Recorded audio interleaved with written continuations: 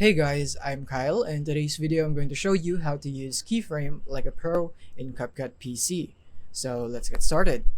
So here we are in CapCut PC, and from here what we're gonna do is we need to select our video clip first on which we would want to use a keyframe on so that we can see the keyframes.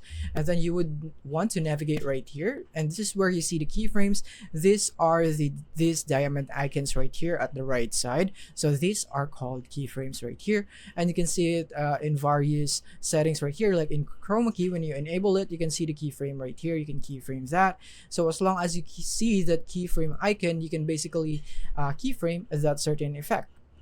And yeah, so I'm just gonna give you a quick tutorial on how you can use the keyframe right here so that you would know how to use it in every setting right here. So in this example, we'll be using the scale.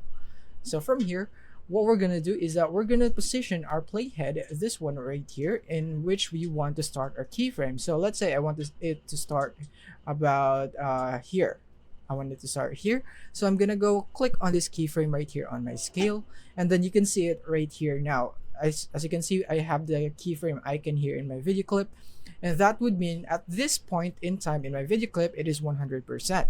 So I want to move my keyframe again, and I want it to be about right here, and I'm gonna put a keyframe right here, and then I'm gonna edit the value right here. So let's say I want it to be a 150, just like that.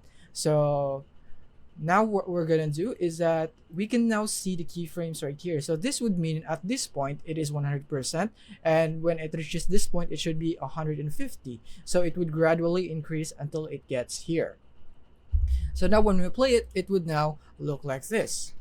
And now as you can see, we now have that keyframe, and then we can also add another keyframe right here to reset its scale right here. So add another keyframe, and then we're gonna let it go back to 100. So it would be a zoom in and zoom out right here, and it would now be like this. And now as you can see right there. So yeah, that is very simple on how you can add that zoom in and zoom out effect. And remember, you can do this in almost every effect right here in CapCut. You can use it in speed right here, in animation, adjustment, and so on right here. As you can see, when you click on color match, you can see the keyframe icon right here. So yeah, those are basically the ways on how you can use keyframe right here on CapCut. So I hope this video helped you out. Thank you for watching.